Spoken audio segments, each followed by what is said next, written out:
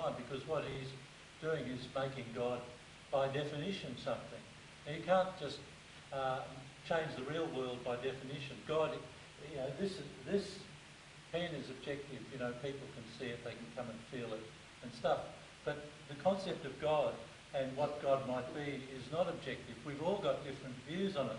And it's very subject. In fact, there's no such thing as a God that no one believes in. Every God we know depends on a belief.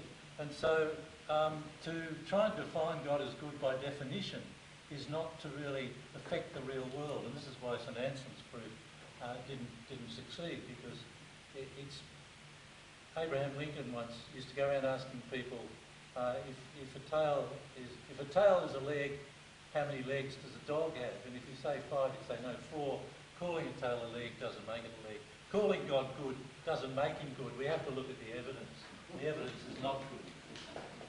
Okay, do we get to respond to supplementary question? Well, yeah. Do we get a supplementary response? We get a supplementary question? We're having a debate. Yeah. A nice little statement. I don't want to tail on the leg thing. I don't think we're saying that God's good because we call him good. God is good because God's God. But I think you overstate the status of the ontological argument in its demise with Anselm. It's been demonstrated from, I think, Kant on, that the ontological argument isn't capable of absolutely proving something, the existence of God, but it's still been accepted by philosophers that has value in showing logical coherence, other things. In recent days, it's made a bit of a comeback. People have used it even to prove the ontological existence of the world perhaps creating itself and many other things. It is inherently circular. That's the nature of it. So the things it can't do.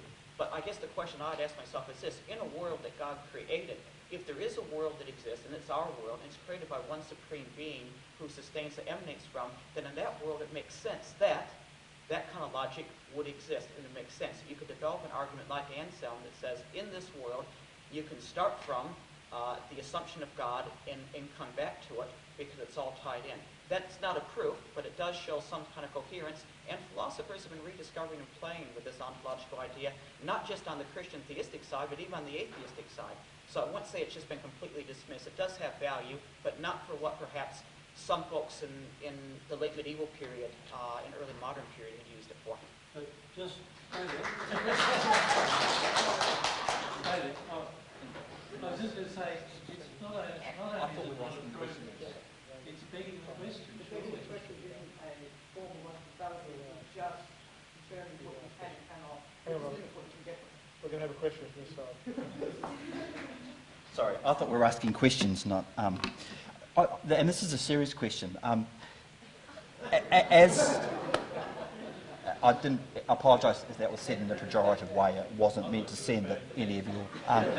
I'm interested. In a situation in South Africa, and that after apartheid there was tremendous hurt and division and potential for violence. And one of the Christian responses was the Truth and Reconciliation Commission, born out of this ethic of love your enemies. I'm interested in what would have been an atheist response in that situation. What program would you have put forward to stop the potential spiral into a civil war? I would like to state that the situation would not have arisen had atheists been in charge, because apartheid would never have been instituted. Is that sufficient?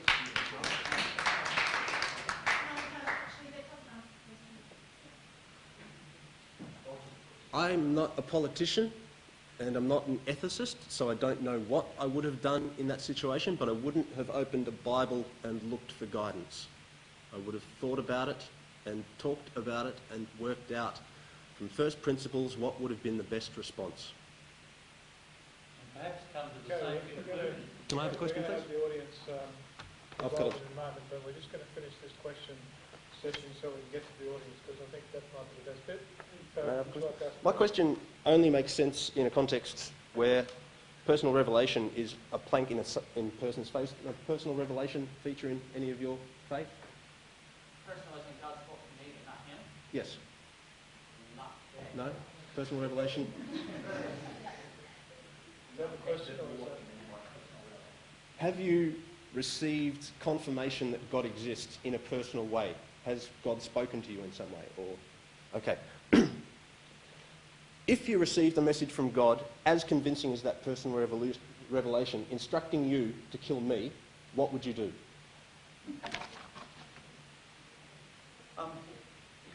Christian theology is based on a number of factors, reason and the scriptures and experience and the Christian tradition. And so you would take that experience to those other factors in terms of working out a response. There's no direct line that just bases, Christian theology doesn't base itself just on one plank, to use your initial thing. So I'd say at that stage I'm probably hearing voices because it doesn't line up with the Christian tradition in terms of non-violence and it doesn't line up with the scriptures. Very briefly, if you think you're hearing voices when God instructs you to kill me, why aren't you thinking that you're hearing voices when you think God is being revealed to you? Because of their ongoing dialogue with the other formative factors of theology. That other people also have experiences of God speaking to them, so that makes sense, and what's in line with the Christian tradition and the Christian scriptures. We can take this one for two more. One more question from this side, then we can go to the other. What are my questions? Yes. Not counting all That kind of supplements. I'd just like to ask a bit of a follow-up. I think we're starting to get somewhere, Leigh, with your comments, and Matthew expounded a bit more, that what you're actually saying is not that there's this definitive idea of good that's unchanging, but when you look at ethology, you look at the animal kingdom, you look at other things, and you see this altruism, that is essentially the same as what human beings do, that our altruism is just acting somehow, whether we understand or not, for our own self-preservation, and that might change if our situation and our place in evolution changes, that what we call morally good might change.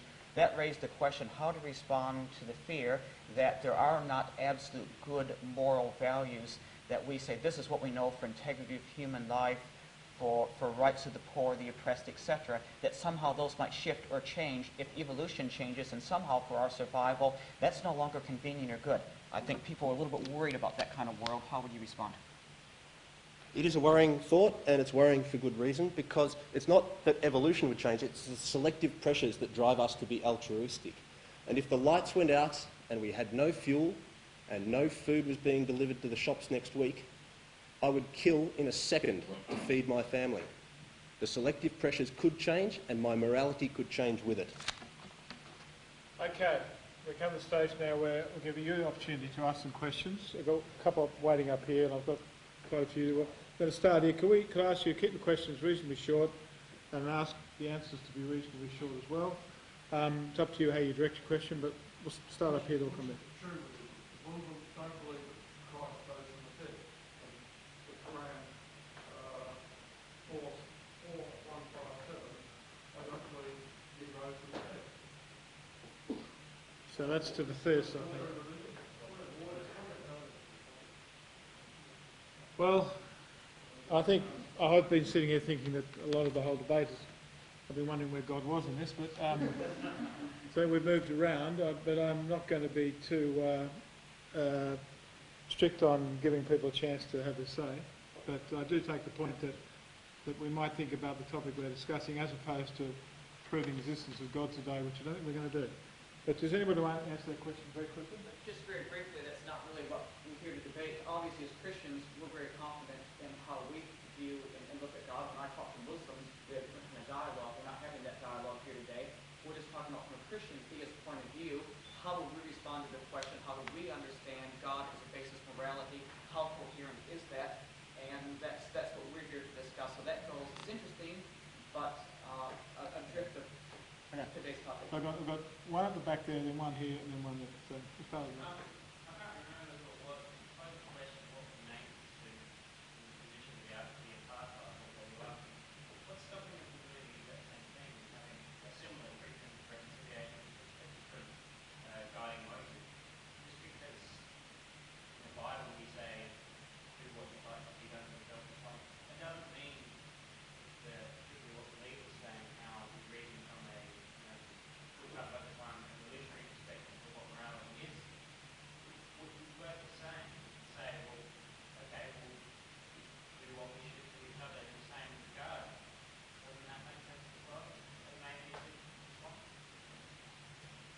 might take the Tony Jones one, so I'll take that as a comment. But unless you want a response, please want.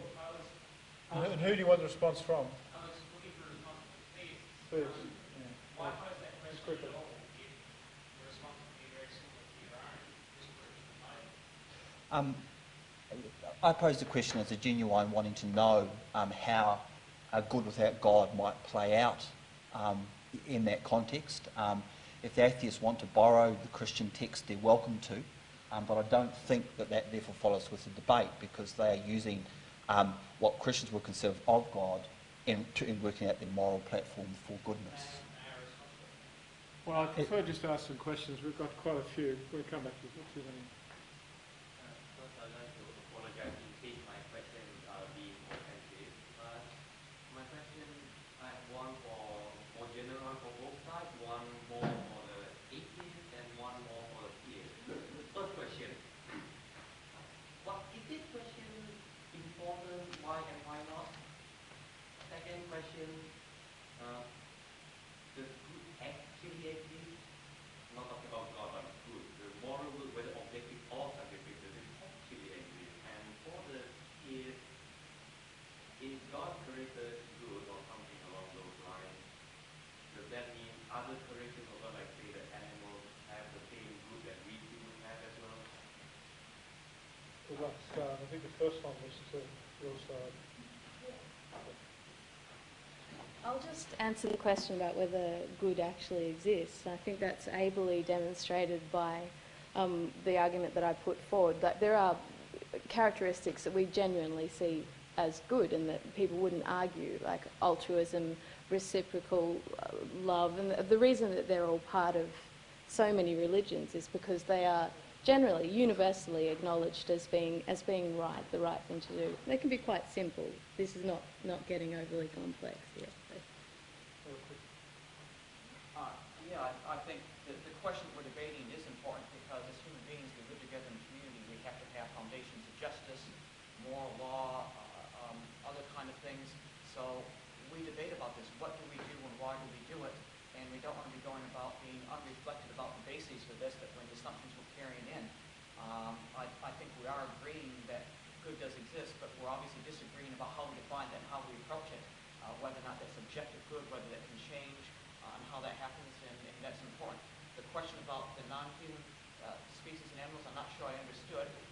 Christians believe that God created all things good, and that there is goodness there.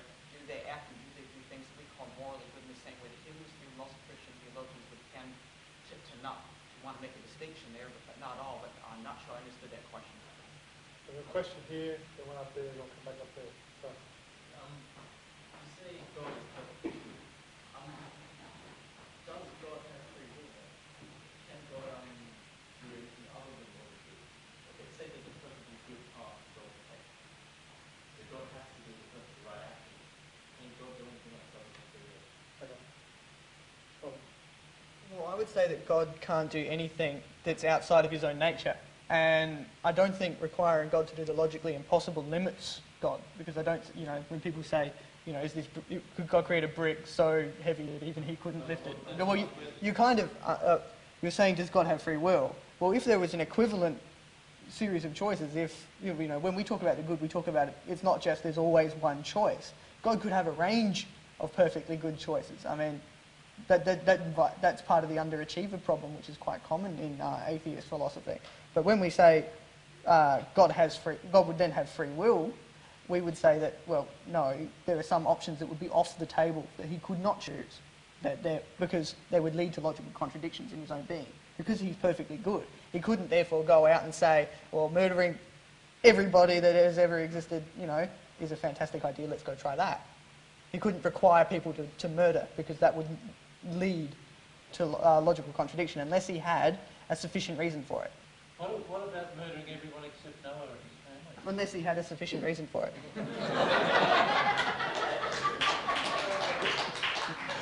Question on the back here.